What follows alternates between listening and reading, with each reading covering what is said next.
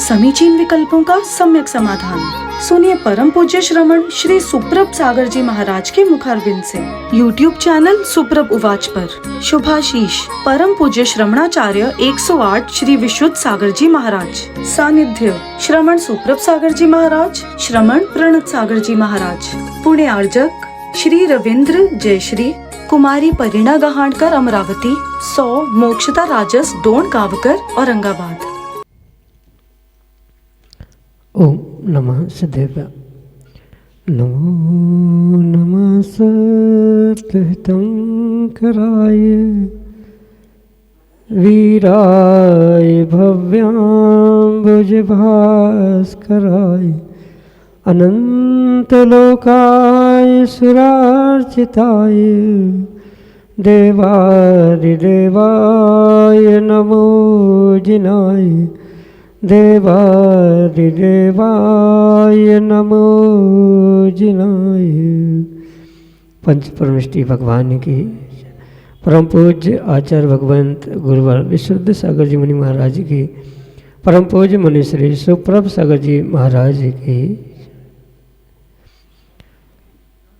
समीचीन विकल्पों का सम्यक समाधान, सम्यक ज्ञान की वह आत्म कल्याणमयी अनूठी विधा जिसके माध्यम से हम सभी अपने मन के विकल्पों का सम्यक रूप से समाधान परम पूज्य मनुष्य से आगम के परिप्रेक्ष्य प्राप्त करके अपने मन को निर्विकल्प बनाने का पुरुषार्थ करते हैं, क्योंकि मन की निर्विकल्पता ही आत्मा का वास्तविक सुख है।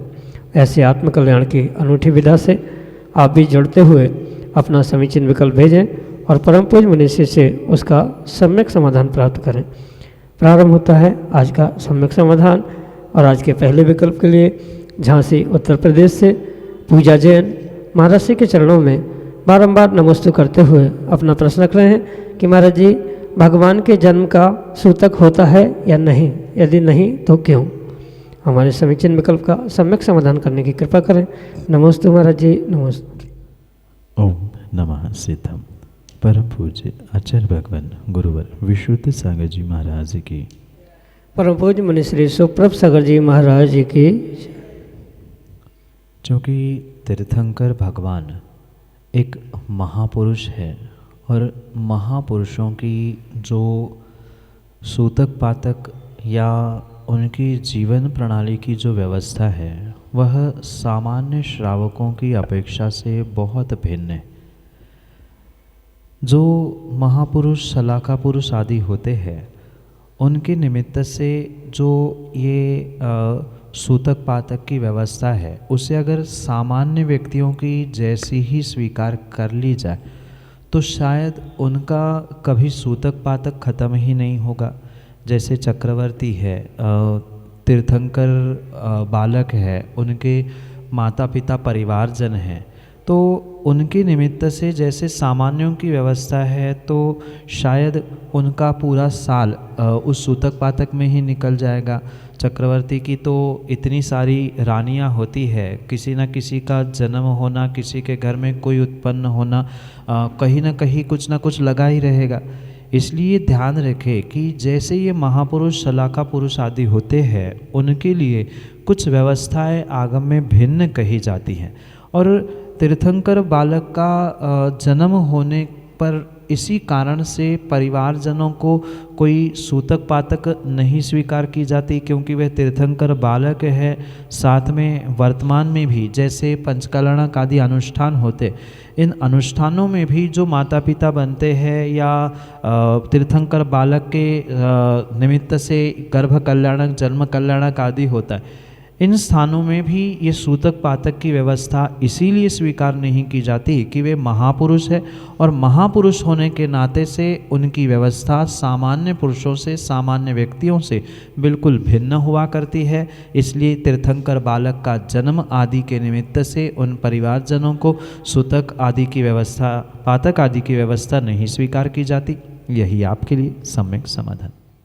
डॉक्टर राजेंद्र जैन खुहारा, टीकमगढ़, मध्य प्रदेश से अगले समीचीन विकल्प करें। नमोस्तु महाराज श्री नमोस्तु। एक बालक ने मेरे से प्रश्न किया जिसका मैं उत्तर नहीं दे पाया, आपके माध्यम से जानना चाहता हूँ कि सभी जल में जल का एक जीव होते हैं और अपन सभी जल को गर्म करते हैं प्राशुक करने के लिए, चाहे वो अभिषेक के लिए हो या अन्य कार्यों के लिए। उसमें जो जीव रहते हैं जलकायिक, वो उनकी हिंसा होती है, तो इसको हिंसा माना जाए या ना माना जाए, कृपया समाधान करें। नमोस्तु। हिंसा तो हिंसा है, चाहे उसे कोई माने अथवा ना माने, चाहे वह अल्प हो चाहे बहु हो, पर जहाँ हिंसा स्वीकार की जा रही है आगम के परिप्रेक्ष्य में, उसे हिंसा ही मानना होगा। पर सबसे पहले तो ये बहुत अच्छे से समझना होगा कि आचार्य भगवंतों ने मात्र किसी जीव के प्राण जाने को ही, लेने को ही हिंसा नहीं कहा, अपितु उमा स्वामी भगवान अपने तत्वार्थ सूत्र ग्रंथ में हिंसा को समझाते हुए कहते हैं कि प्रमत्त योगात प्राण व्यप्रोपणम हिंसा, यानी प्रमाद के निमित्त से अगर किसी जीव की विराधना हो रही है, वह जीव मरे अथवा ना मरे, पर वहाँ पर हिंसा है। कहने का अभिप्राय ये है कि जहाँ जीवों की रक्षा, जीवों की अहिंसा, जीवों की दया करुणा पर दृष्टि ना डालते हुए अविवेक से कार्य किया गया है, वह प्रमाद पूर्वक किया गया कार्य जीवों की मतलब जीवों की मृत्यु हो अथवा ना हो, हिंसा रूप ही स्वीकार किया जाता है। पहले तो ये हिंसा का जो कंसेप्ट है उसे समझने की आवश्यकता है, क्योंकि आज की पीढ़ी को मात्र मरना मारना इतनी ही हिंसा दिखती है, पर जो वास्तविकता है उसे समझने की आवश्यकता है। अगर ऐसे प्रत्येक श्रावक के या व्यक्ति के कार्यों को हम हिंसा ही मानेंगे तो शायद श्वास लेना भी उस व्यक्ति के लिए दुष्कर हो जाएगा, क्योंकि वायुकायिक जीवों का भी आना जाना कहीं ना कहीं उनकी विराधना के लिए निमित्त बनेगा और उससे भी हिंसा हो जाएगी। तो क्या फिर नाक बंद करके व्यक्ति मर जाए तो वो भी बहुत बड़ी हिंसा पंचेंद्रिय जीव को मारने की वहाँ पर हो जाएगी। इसलिए जो हमारा जिनागम अनेकांत समझाता है, अनेक पॉइंट ऑफ व्यू से वस्तु को समझने का जो दृष्टिकोण बताता है, उसे विवेकपूर्वक समझने की आवश्यकता है। इसलिए मात्र जल को छान कर या उसको प्राशुक करके हम जीव हत्या ही स्वीकार करेंगे तो शायद फिर गृहस्थी के कोई कार्य वहाँ पर होना संभव ही नहीं है। इसलिए ये ध्यान रखना होगा कि जो पानी प्राशुक या गर्म किया जाता है उसके पहले उस पानी को छाना जाता है, जिसके माध्यम से जो उस जल में जल कायिक के अलावा जो अन्य जीव है उनको छानकर अलग कर दिया। उसके उपरांत वह जो जल कायिक यानी जल ही जिसका शरीर है, ऐसे जीवों को वहाँ प्राशुक करते हुए या जल को प्राशुक करते हुए कुछ हद तक नियम से अगर प्रमाद सहित परिणति की है तो वहाँ पर हिंसा होगी ही होगी। पर चूँकि प्रमाद रहित परिणति है, विवेक पूर्वक उसे छान कर उसे मर्यादा पूर्वक प्राशुक करने का, गर्म करने का प्रयास किया जा रहा है, इसलिए उसे 100% जैसे अन्य हिंसा के रूप में स्वीकार किया जा सकता है, ऐसा उसे स्वीकार नहीं किया जा सकता।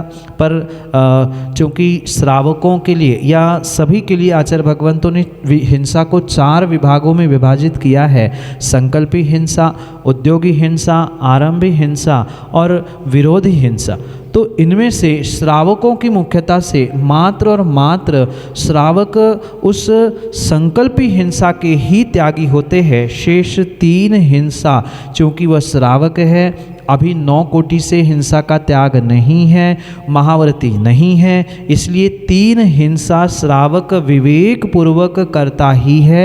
ये श्रावक का जीवन है या श्रावक का पुरुषार्थ कहा जा सकता है।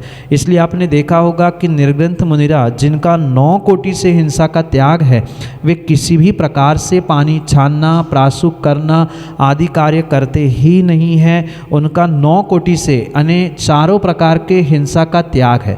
पर आप श्रावक है और श्रावक का ये कर्तव्य है कि वह संकल्पी हिंसा का त्याग यानी बुद्धिपूर्वक किसी जीव को मैं मारूंगा ये संकल्प ना करते हुए अन्य उद्योगी, विरोधी और आरंभी सभी वह हिंसा को प्राप्त करेगा ही। उसके अलावा गृहस्थी चलाना, घर परिवार चलाना, व्यापार चलाना, स्वयं की, परिवार की, धर्म समाज की रक्षा करना ये कतई संभव हो नहीं सकता।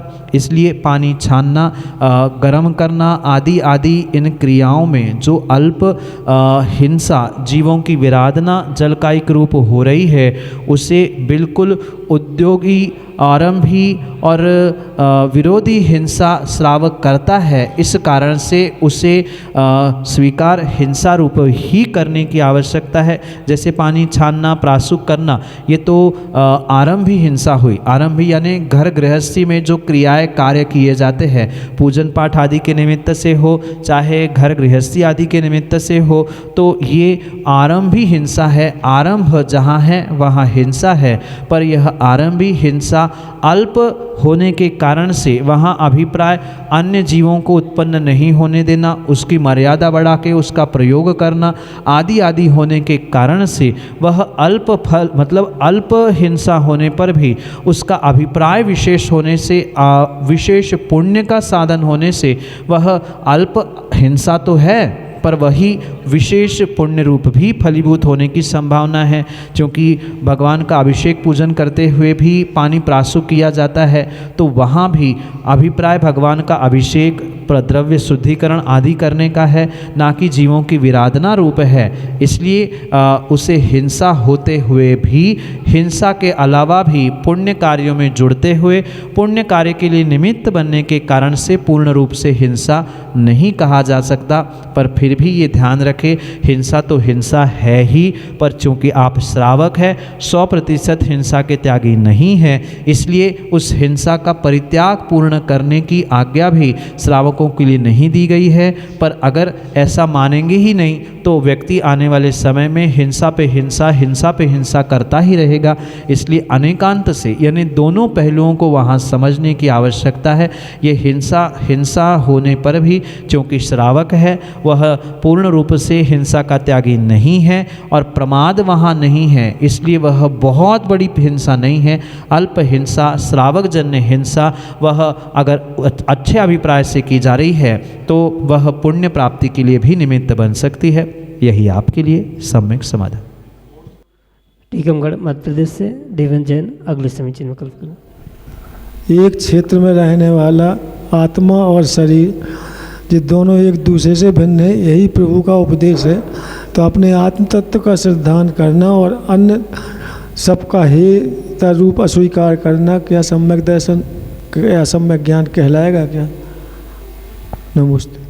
सम्यक दर्शन और सम्यक ज्ञान, इसे निश्चय नहीं की अपेक्षा से और व्यवहार नहीं की अपेक्षा से बहुत विवेकपूर्वक समझना होगा। क्योंकि व्यवहार से सच्चे देवशास्त्र गुरु को मानना, श्रद्धान करना, विश्वास करना, ये सम्यक दर्शन कहा जाता है। और उसके साथ साथ जो ज्ञान है वह स्वाभाविक रूप से सम्यक ज्ञान हो जाता। पर वही जब निश्चय नय से समझने का प्रयास किया जाता है तो उसे वास्तविकता में भेद विज्ञान के साथ जोड़ना बहुत आवश्यक है। भेद विज्ञान मात्र अपने स्व आत्म तत्व को, स्व आत्म द्रव्य को पर शरीर द्रव्य से, पुद्गल द्रव्य से ही भिन्न नहीं मानता, अपितु निश्चय नय की अपेक्षा से वह पर द्रव्यों से, यानी जो एक जीव दूसरे जीव से भी भिन्न है, जिसे आगम के परिप्रेक्ष्य में अत्यंता भाव कहा जाता है। जैसे जीव और पुद्गल में तो अत्यंता भाव है ही है, पर एक जीव का दूसरे जीव में भी कोई सद्भाव नहीं है, कोई संबंध नहीं है। यही वास्तविकता में उस भेद विज्ञान का स्वरूप स्वीकार करना बहुत आवश्यक है, जो निश्चय नय से सम्यक दर्शन और सम्यक दर्शन के साथ साथ सम्यक ज्ञान का साधन बन सकता है। कहने का अभिप्राय ये है कि व्यवहार नहीं की अपेक्षा से तो हम सामान्य रूप से ग्रंथों का अध्ययन कर लेना, तत्वों का कागजों में लिखा हुआ निर्णय कर लेना, इसे व्यवहार से सम्यक ज्ञान कहा जा सकता है। पर जब तक उसे प्रैक्टिकल नहीं किया जा रहा है, अनुभूत नहीं किया जा रहा है, भेद विज्ञान के माध्यम से उसे किसी भी प्रकार से निश्चय नए रूप स्वीकार नहीं किया जा सकता। क्योंकि जब अभेद वर्णन या अभेदता को ले जाने वाली परिस्थिति होती है, वहाँ निश्चय नय का कथन होता है। और ये जो आगम ग्रंथों में कथन प्राप्त होता है कि स्व आत्म तत्व का अन्य आत्म तत्वों से बिल्कुल भेद विज्ञान पूर्वक निर्णय करना कि मैं ही अकेला एकमात्र उपादेय हूँ, शेष बिल्कुल हमारे लिए हेय है, चाहे वह परमात्मा भी क्यों ना हो। ये जो निश्चय की दशा है, पर ये पुनः ध्यान रखें, जब तक निश्चय में नहीं पहुँच रहे हैं तब तक व्यवहार की अपेक्षा से वह परमात्मा भी आपके लिए उपादेय है। पर जब निश्चय की अवस्था में पहुँचेंगे, भेद विज्ञान की उस अंतिम सीढ़ी में पहुँचेंगे, तभी ये निर्णय करते हुए ये विश्वास करना, ये निश्चय से सम्यक ज्ञान की व्यवस्था रूप स्वीकार करना होगा। उसके पूर्व में परमात्मा भी उपादेय है, पर जब जैसे निर्ग्रंथ अवस्था और भेद विज्ञान की चरम सीमा पर व्यक्ति पहुंचता है, तभी ये निश्चय से भेद विज्ञान और निश्चय से सम्यक ज्ञान अपने स्वयं के आत्मतत्व को ही उपादेय और अन्य सभी आत्मतत्व को हेय मानते हुए निर्णय करता हुआ सम्यक ज्ञान को प्रदान करता है। यही आपके लिए सम्यक समाधान। सुनील जैन, सुंदरपुर, टीकमगढ़, मध्य प्रदेश से अगले समीचीन में कल्प करें। हे गुरुवर त्रिवार नमोस्तु नमोस्तु नमोस्तु। गुरुवर, मेरा सवाल है कि मंदिर में जाने के बाद भगवान के समक्ष दर्शन किस विधि से किए जाते हैं?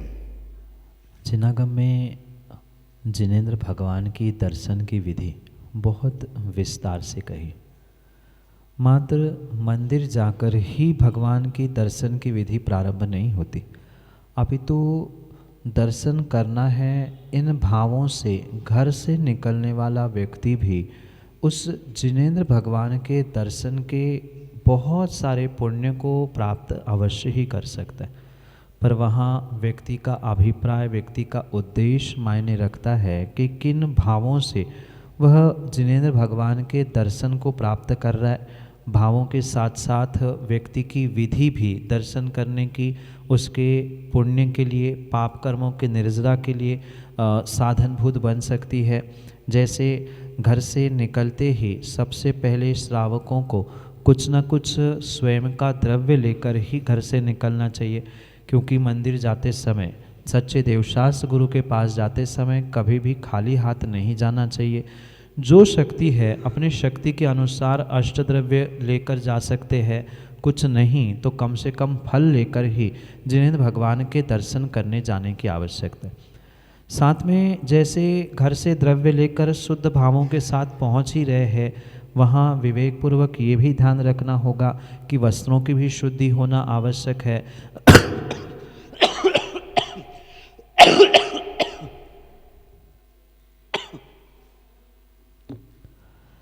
जैसे बाज़ार में या कहीं अशुद्ध स्थानों पर जिन वस्त्रों के साथ गए हैं, उन वस्त्रों के साथ मंदिर नहीं जाना चाहिए। वस्त्रों की शुद्धि के साथ साथ जैसे पुनः मंदिर में पहुंच गए, तो मंदिर में पहुंचने के बाद भी अपने शरीर की भी शुद्धि करनी चाहिए। पैर धोना, हाथ धोना, मुख अशुद्ध है तो कुल्ला कर लेना, शरीर पर छींटे लेते हुए शरीर की वस्त्रों की भी, शुद्ध वस्त्रों की पुनः शुद्धि कर लेना। फिर मंदिर में पहुंचते हुए सीधे मंदिर में नहीं जाना चाहिए।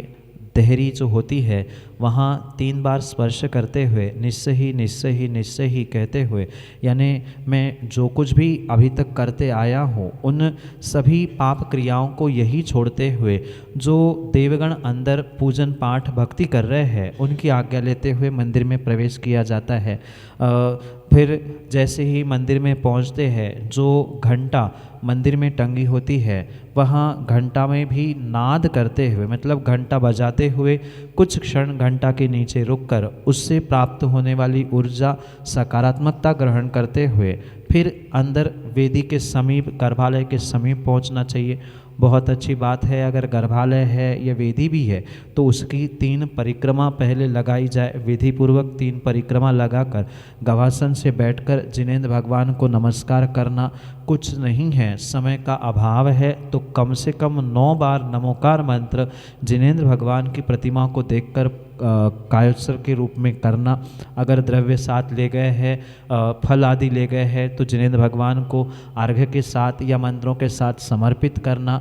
साथ में ये भी ध्यान रखें कि मात्र हाथ जोड़कर जैसे वर्तमान में बहुत सारे लोग सैल्यूट मार के खड़े खड़े ही नमोस्तु करते हैं, ये जिनेंद्र भगवान को नमोस्तु करने की या दर्शन करने की विधि नहीं है। गवासन से बैठकर हाथ आगे करते हुए विधिवत उस नमस्कार विधि को जाने और शरीर की, भावों की, मन की, वस्त्रों की सभी शुद्धि के साथ ही इन क्रियाओं को करने की आवश्यकता है। बहुत अच्छी बात है। समय है तो कोई प्रभु स्तुति, कोई दर्शन पाठ या जो भी जैसी समय की अनुकूलता है वह स्तुति करे, स्वाध्याय करे, पूजन पाठ अभिषेक आदि करे। कुछ नहीं है तो कम से कम 9 बार नमोकार मंत्र पढ़कर ही फिर उस दर्शन विधि को पूर्ण करने का प्रयास करे।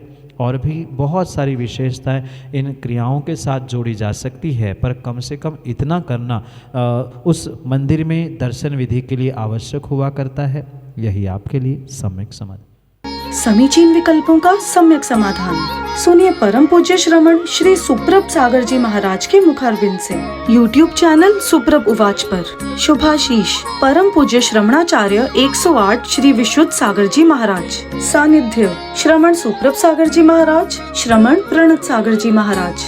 पुण्य आर्जक श्री रविंद्र जयश्री, कुमारी परिणा गहाणकर अमरावती, 100 मोक्षता राजस डोन कावकर औरंगाबाद।